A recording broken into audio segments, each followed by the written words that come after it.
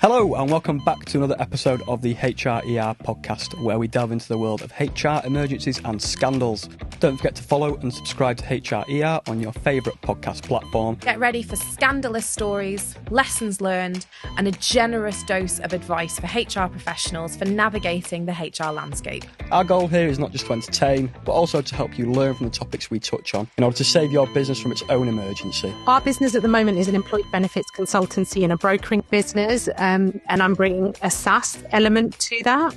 You've got to start with your people, talk to people and say, well, what do you value as a benefit? And where do you think we're going wrong with our communication, and how could we support you better? Every time an employee puts money towards a benefit, and if it's tax efficient or salary sacrifice, the employer saves employers NICs. Yes, there's a percentage saving for the employer. How could you do more of those benefits and also create a bigger budget for yourself? Just before we start, protect your business from the risk of tribunal, reduce legal costs, and save yourself from HR headaches with our Heroes software and employment law consultancy services. Welcome back to yet another HRER episode. We've got Dipa Mistry Kandola here today, a CEO and employee benefits platform. It says here as well you're an advisor and a chartered director as well. So a long list. So Deepa and I met on the Barclays Eagle Labs program. Oh, you've mentioned that to me before, yeah. So I was a delegate and we met on one of the events. So it was something a bit similar to this. We did a Q&A and I had the pleasure of interviewing Deepa. And we sort of stayed in touch ever since. And yeah, I suppose I'd say all the rest is history, but it's all still quite recent, isn't it? But yeah, we've had some really great conversations about both of our respective businesses, and I thought she'd be a stellar podcast guest. So here we are today. Okay. I thought you were like, you went back years. No, well, maybe after this you'll think that we did, because I think I always find it's very easy conversation with Deepa. I find it always flows very, very well. And particularly because of what we do. Obviously, we've got HR SaaS, consultancy and the e-learning, and Deepa's background very much in the employee benefits side of things is a nice kind of segue. I'm sort of in the dark very much about the whole platform of your employee benefits SaaS business. So if you could sort of tell me the name of that, go through sort of what it does, that'd be great. Great. Thanks for having me. Well, our business at the moment is an employee benefits consultancy and a brokering business, and I'm bringing a SaaS element to that. So I've worked in employee benefits for nearly 20 years and always worked with software. Bringing it down a bit simply, I guess, about 20 odd years ago, this thing called cafeteria benefits came across from the US, and it was fairly new. So we had all these financial services brokers who were experts with pensions, benefits, dying, retiring, and they were like, oh, tech, what do we do with that? We've got these US companies who are now establishing in the UK, people moving around, working abroad, coming to the UK, and they expect tech and benefits. So how does it work? So that's how it landed in the UK. And I've worked alongside it for many, many years. Prior to this role, I ran a pure software business, which was employee benefits, no consulting. And in this role, I do both consulting and tech. And how have you found it, having both sides of it? So having the consulting and the tech, is that a mix that you like? Is it something that you're finding brings more of sort of dynamism to the company? How are you finding that? Yeah. So about 6 years ago, I moved away from the consulting who tried to do tech and moved to a pure tech business.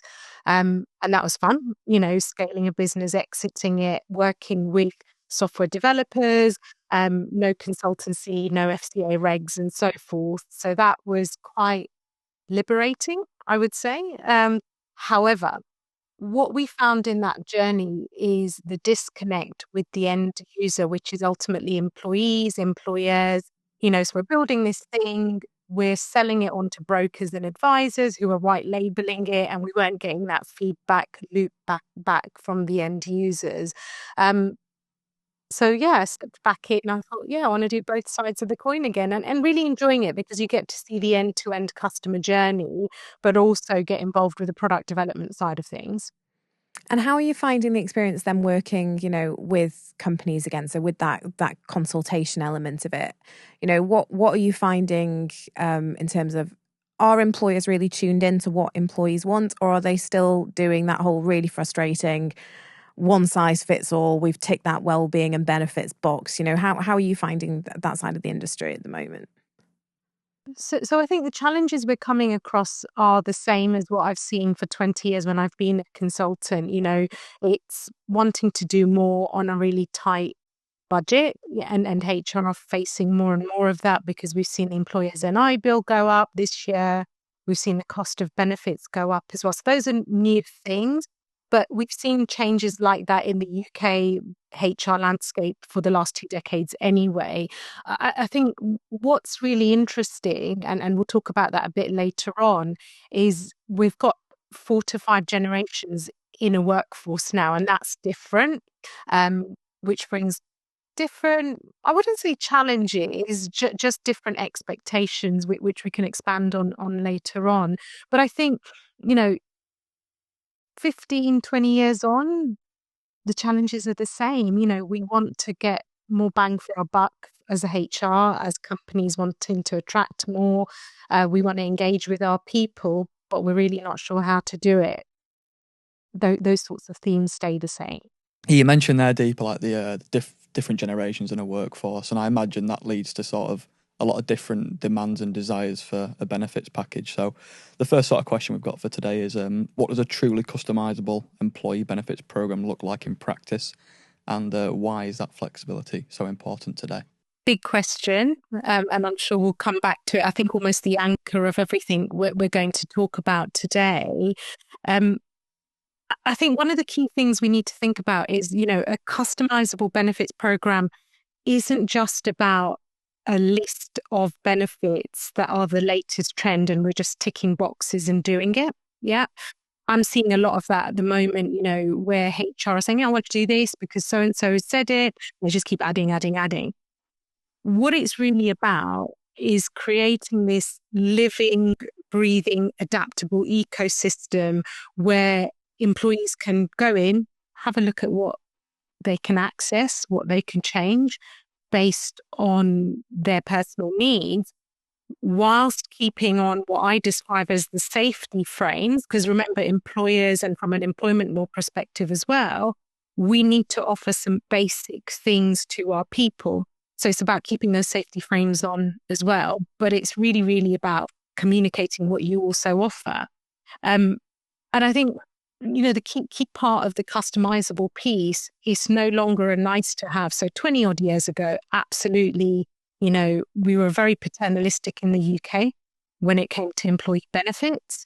It was about a pension, dying, retiring kind of benefits. What we saw was final salary pension schemes, job for life kind of thing.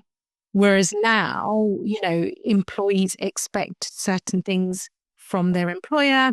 And just to give you a bit more context around this customizable piece, and it's not just about picking and choosing things, it's got to have an element of protection. So the safety frames, things like your life assurance, if you die, what happens, what's left to your beneficiaries? What happens if I'm long-term sick? How are we going to protect you and your income?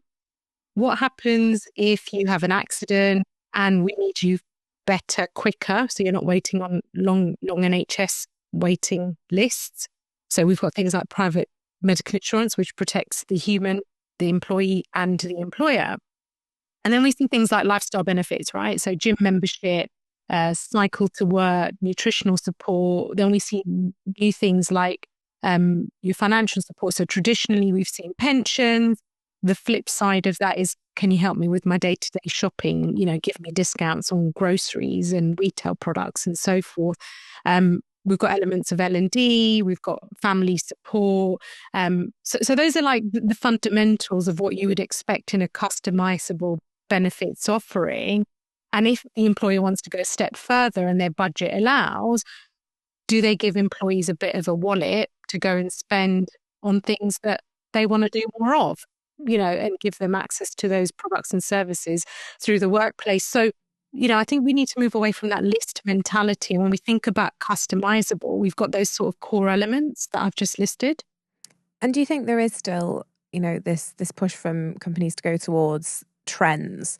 So I remember a few years ago, everyone was doing cycle to work. Everybody wanted the bike. Everybody wanted to be doing this. Did it impact everybody's well-being? Probably not.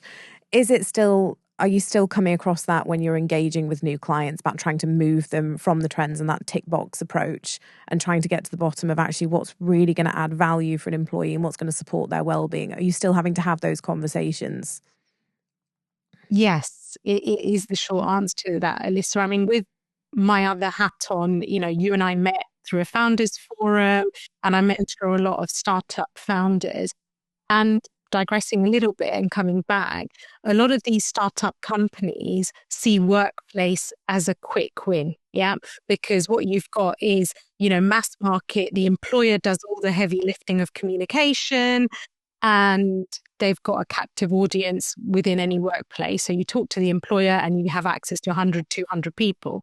So coming back to it from a HR lens, there is far too much choice out there, so they go to exhibition, conferences, we've got all sorts of things that the workplace could offer. I think I tallied up the other day, there's about 80 odd workplace options today. Yeah. And coming back to the company, I think often HR forget that step of, well, what are my objectives as a HR person in this business to support the company objectives? And what do my people demographic look like? So that's not just the generational piece, which we'll talk about later on, but where am I geographically based? What are my demographics like? Who am I trying to attract in the future? And I think all those elements that we used to do many years ago, where we spent 3-6 months figuring out, what are you offering now? Is it fit for purpose? Does it align with my people needs and my business strategy? Is kind of getting skipped. And people are just going out buying and adding and then seeing 1% take up, 2% take up, and then questioning the value it brings. I mean, where do you sit on things like employee surveys? So, finding out what's important to staff. Is that something that we think HR should be doing, or is that something that's likely to increase costs, if everybody wants something that's expensive? Yeah. So when I was consulting, and I would say probably 7-8 years ago on the cold face talking to clients often, focus groups and surveys were a core part of that 3 to 6 months of understanding what should we be doing. And I think they're a really powerful tool. Having done many focus groups, there's real value, and you have to structure focus groups, right? Because you need to manage expectations. You can't have a free-for-all and then suddenly say, oh, sorry, I can't offer you that. So that takes time and thinking. But we are that instant gratification generation, right? So that thinking is almost skipped now. But there's something really powerful when you go out on the ground and talk to people and say, well, what do you value as a benefit? And where do you think we're going wrong with our communication, and how could we support you better? Because when you do roll out whatever that change is, those people that attended the focus groups are your champions in the business to cascade that message and get people engaged even more so. So I think focus groups are important, but if you can't do those, do a survey. There's lots of tools out there that you can issue out a survey. They're templated up, but review those questions, make sure that you can deliver on the outcomes, because it's a real powerful tool, but it's a skipped step. Yeah. I mean, just a personal anecdote from somewhere where I used to work, and I remember that they rolled out, I think it was pizza or something like that on a Friday. It didn't land very well because no one was ever in on a Friday. Friday was typically the day when everyone would work from home. We also got gym memberships, but it was quite a remote location. So actually within the scheme, there were no gyms not relevant, within the local area. So it was great in terms of what they could put on the documentation when they're recruiting for roles and saying, look, we're fantastic that we do pizza on a Friday and you get a gym membership, but actually there's no gym. There's application where you can now. And we're currently in the process of moving offices. And I remember when I went to go and look around them, and the minute I saw the ping pong table and the stuff in the canteen, and I thought, well, there you go, that's Dawn and Ollie wrapped up. I don't need to, I know precisely where you'd be spending all your coffee breaks.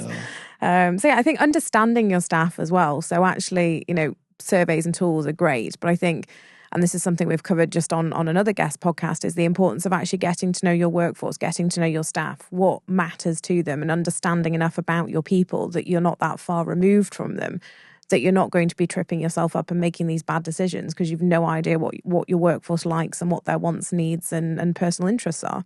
Absolutely. Yeah. And I think that's it's the time piece, isn't it? Because everything we can just go online, buy it, have a 20-minute conversation, sign a short agreement, and bang, you've got a new benefit in place, right? Where's the other stuff wrapping around it?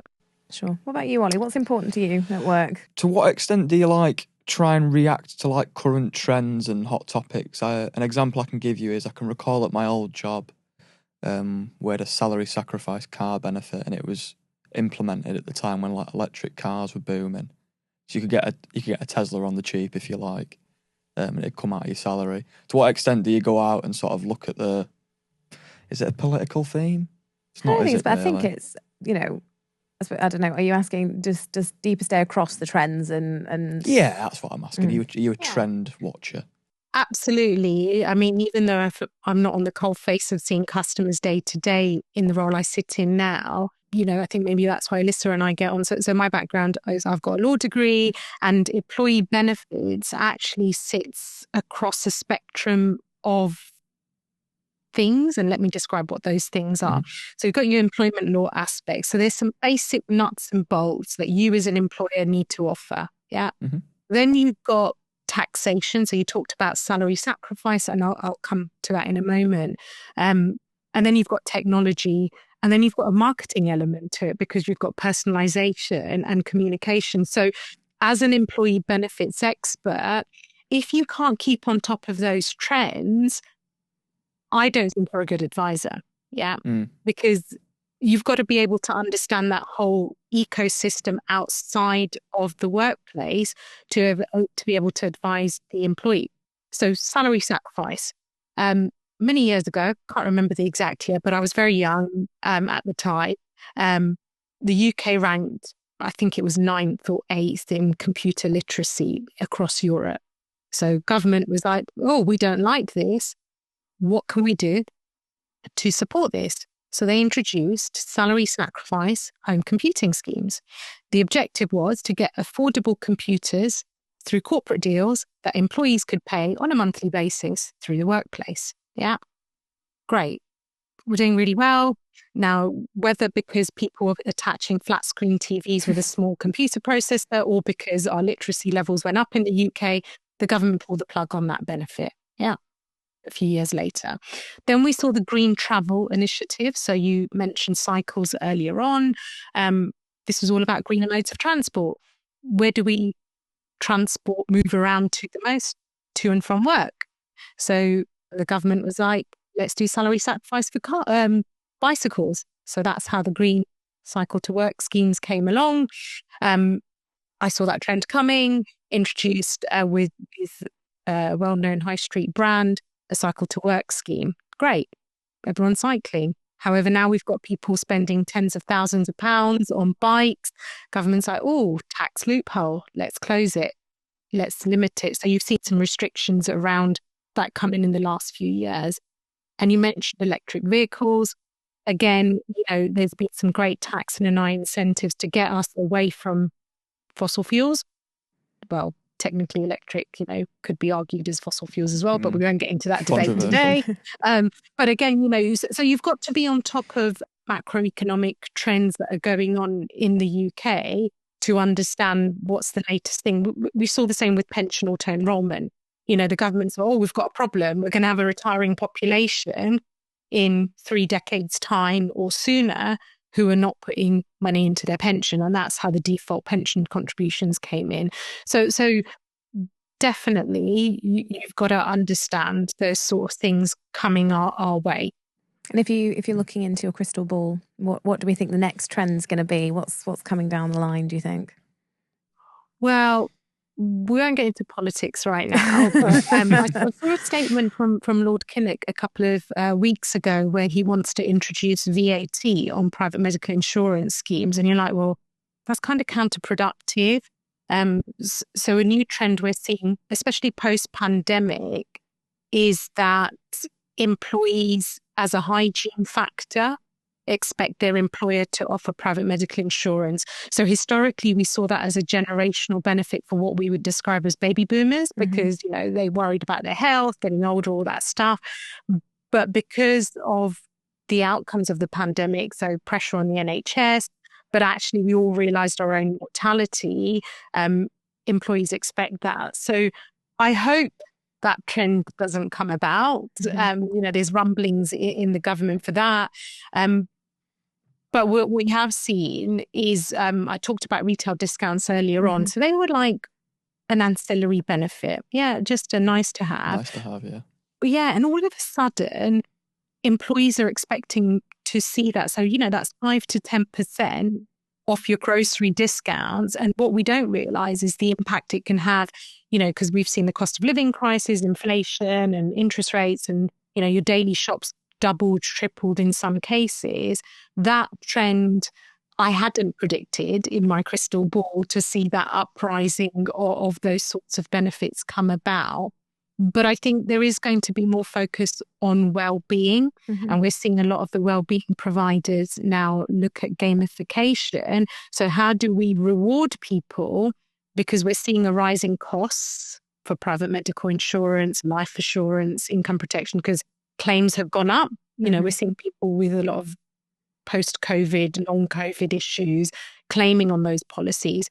But what are the preventative measures that the employer is putting in? I think there's going to be more focus on that going forward. It's interesting what you said about the discounts, because I don't know if it's just an indication of where I am in sort of my career, but it was something that I always saw as old-fashioned, that when you talk about employee benefits and things like that, and, you talk at board level about, there's discount schemes and things like that, and people, it's not the 90s, we don't do that anymore. But you're right, with the cost of living and, if you ask people what their key concerns are these days, it often is how much money I've got left at the end of the month. So I suppose it is natural that discount schemes will see a resurgence, I suppose. I mean, imagine how much money you'd save on eggs if it was the 90s. I've got chickens. I've got hens. You don't pay for eggs. I don't know. We had our first egg got laid the other day. I was very excited. It was a big day at home the other day when our young hens.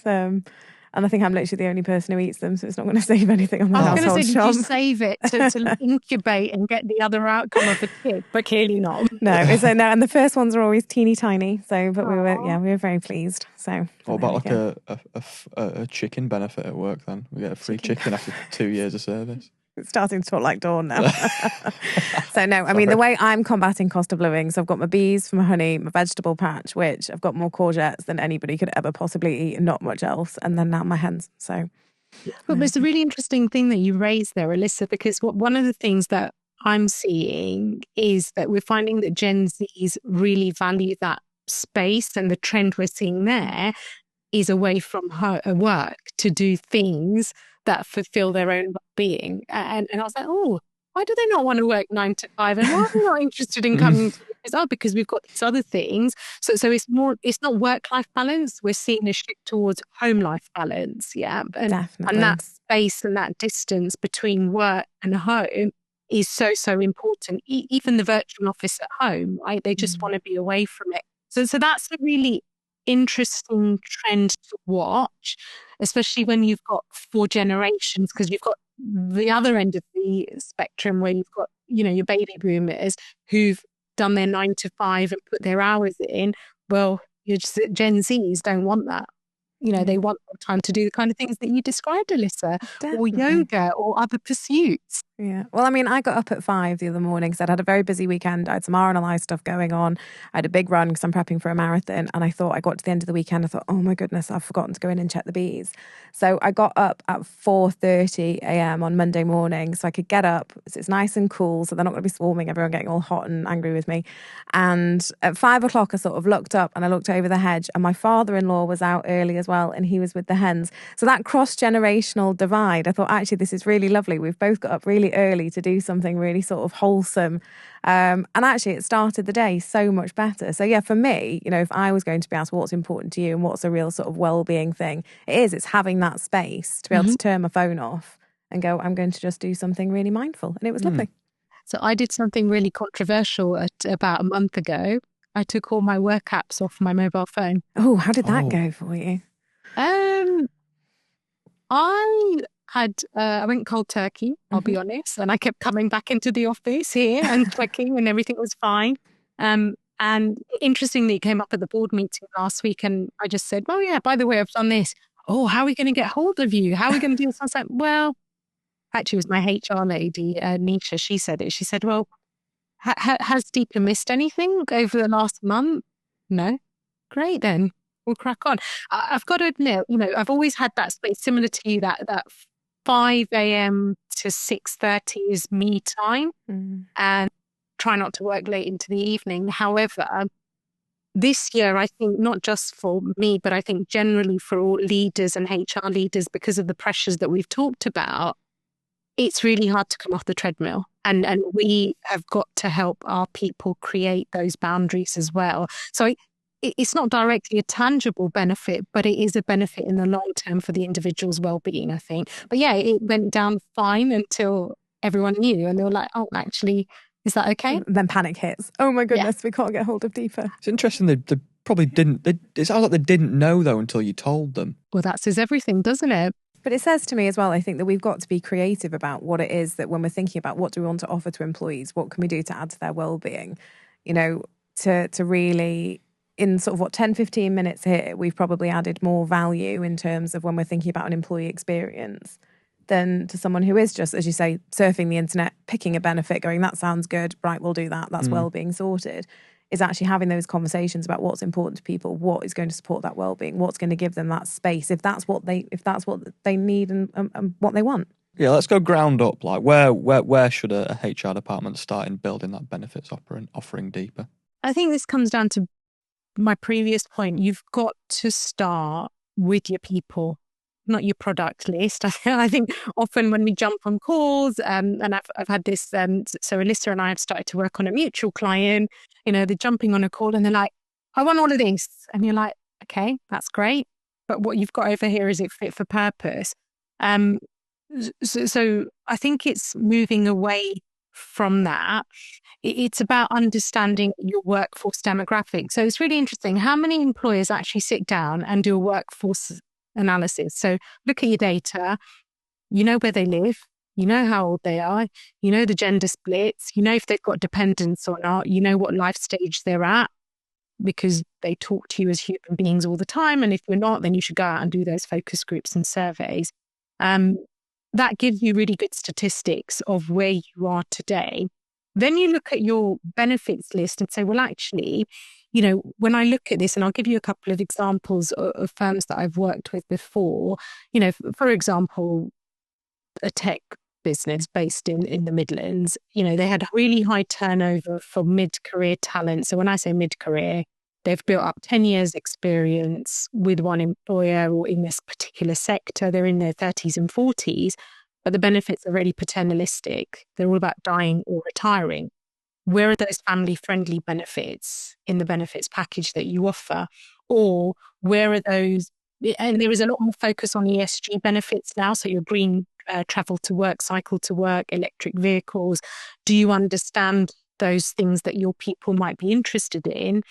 And should you be thinking about that? Yeah. So the demographic data, you own that as HR people. So start with that and then start looking at your benefits budget.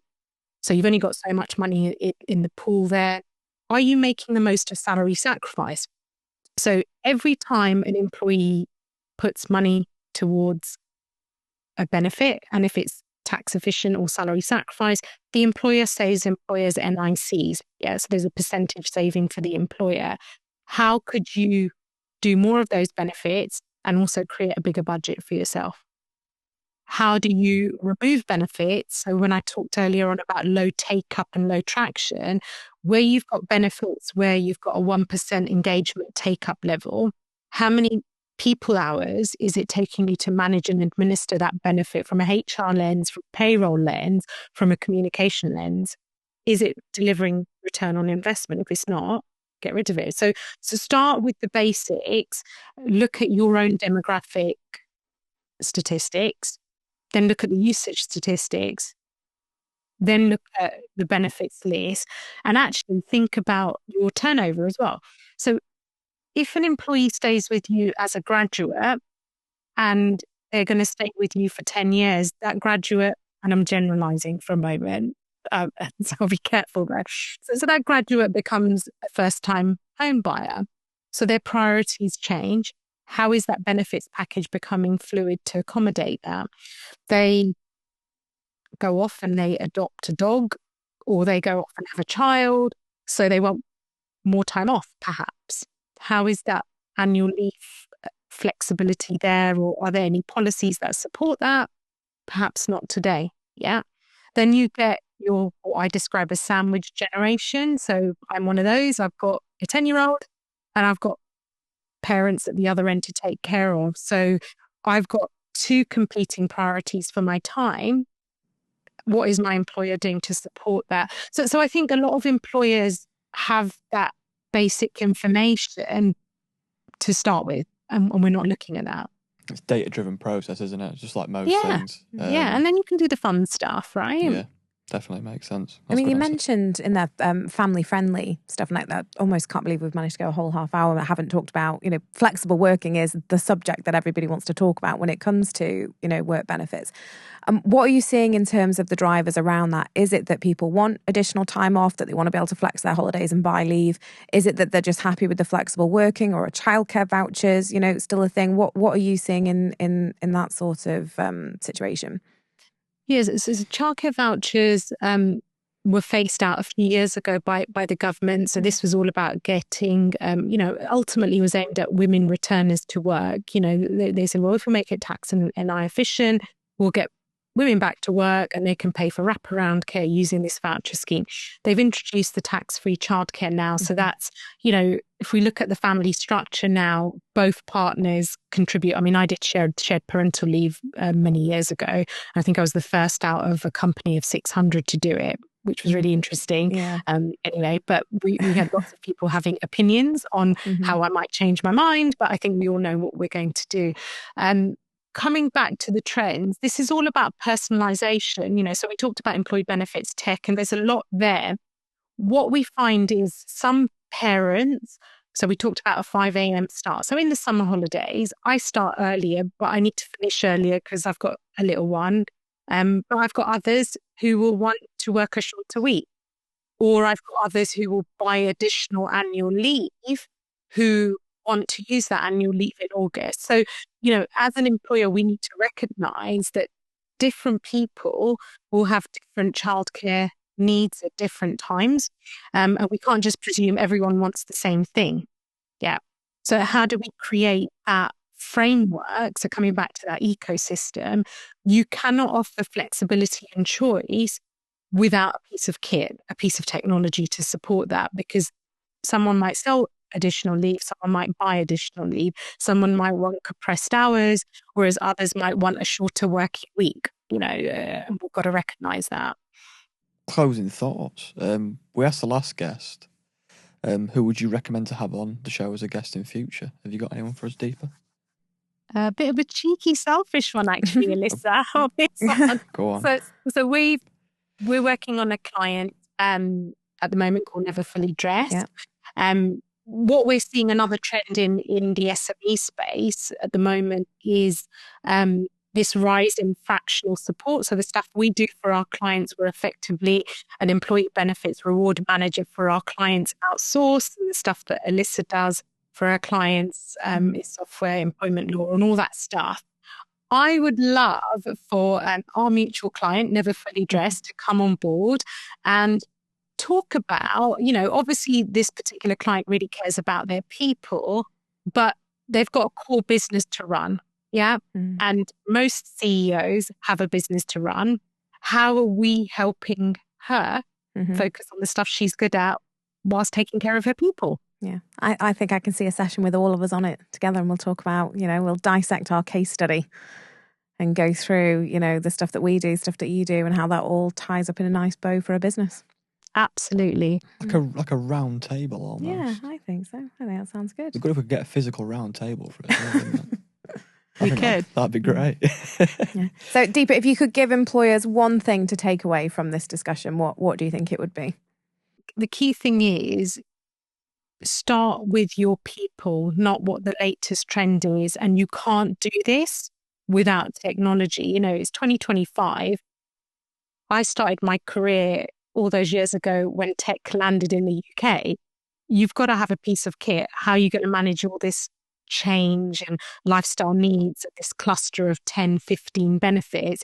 You as HR need to be more strategic, not be administering a list of all these benefits and all these data points, right? You need something nice and simple to show you the way. And I've had a peek at the tech, and it's very good. It's very cool. So yeah, hopefully there'll be more that we'll be able to share on that, because it's really impressive. And you know, like you say, HR need the time and space to be strategic, and the way you do that is with tech, is to, you know, really kind of support those roles and give, you know, so that we're not doing manual tasks that, like you say, HR were doing behind a desk 15, 20 years ago. So no, I think that's a great takeaway. I do like me some tech as well. I should hope so. It is my job. You're my customer onboarding and customer experience person, Ollie. It is my job. Yeah. But yeah, that's been quite constructive. I think we've ticked a lot of the proverbial boxes there for discussion. Well, thank you so much for joining us, Deepa. It's been a real pleasure to have you on. You know, fascinating as usual. Looking forward to see what we can do next together. And thanks for having me, guys. We'll see you next time. Like, comment, subscribe. Until next time, we're your hosts signing off from HRER. Take care of your HR and may your workplace be disaster-free. Before we go, a big thank you to you for tuning in, and don't forget to subscribe. If you have your own ER stories or suggestions for future episodes, reach out to us at Heroes or on social media, or even hrer@heroes.co.uk. As we navigate the maze of workplace blunders, remember that no organisation is perfect, but by sharing these stories, we can all work towards creating healthier, happier and more productive workplaces.